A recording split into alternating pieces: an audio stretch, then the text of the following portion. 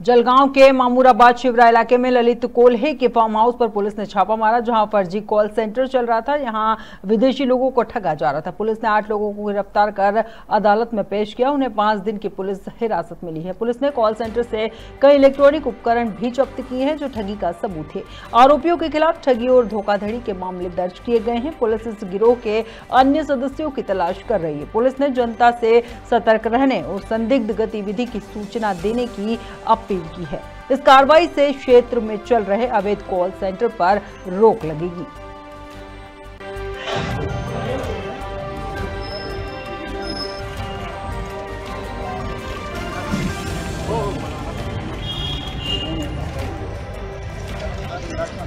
चला सर, बाजूला व्हा सर, रस्ता द्या। चला सर, चला चला।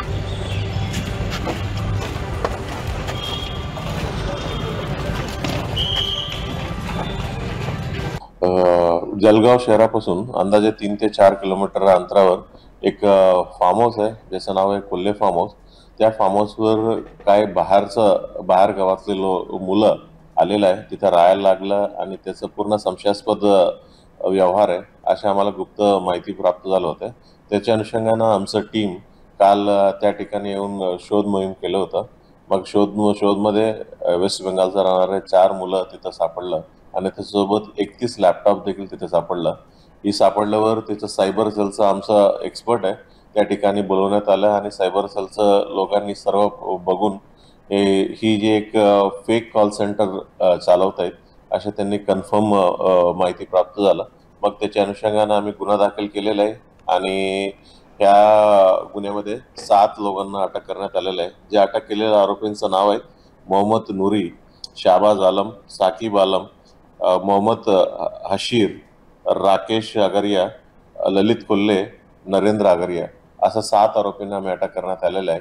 आणि याचं मोडस ऑपरेंडी अशी आहे, या इथून म्हणजे VoIP मधून कॉल्स करतात। आज ललित विजय कोल्हे यांना व इतर आरोपींना कोर्टात हजर केले गेले। आपल्याला सगळा बेसिकली विषय माहिती आहे की त्यांच्या फार्म हाऊसवर काल पोलिसांनी रेड टाकली। रेड टाकताना त्यांचं असं म्हणणं आहे की या फार्म हाऊसला एक इल्लीगल ऑनलाईन सेंटर जो आहे तो तिथे चालू आहे आणि त्या संदर्भात काल गुन्हा दाखल झाला या सगळ्यांविरुद्ध आणि आज त्या सगळ्या आरोपींना कोर्टात हजर केलं गेलं।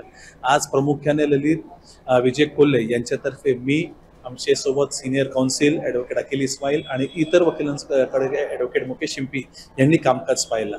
आज पोलिसांनी त्यांची एकूण 10 दिवसाची पोलीस कस्टडी मागितली होती। त्यात त्यांनी बरेचसे विषय समोर आणले होते की या सगळ्या आरोपींची कस्टडीची का गरज आहे। त्या विषयावर आम्ही सगळ्यांनी युक्तिवाद केला आणि आम्ही सांगितलं प्रामुख्याने जे काही सेक्शन्स लावलेले आहेत त्यात 111 BNS ॲक्ट म्हणजे संघटित गुन्हेगार ज्यांना म्हणतात, ज्याला आपण एक सिंडिकेट म्हटला जातो, तसा हा सिंडिकेट नाही असं युक्तिवाद आमच्याकडून केलं गेलेलं आहे। इतर जे गुन्हे होते ते information technology act, telecommunication act आणि BNSS ॲक्ट संदर्भात होते।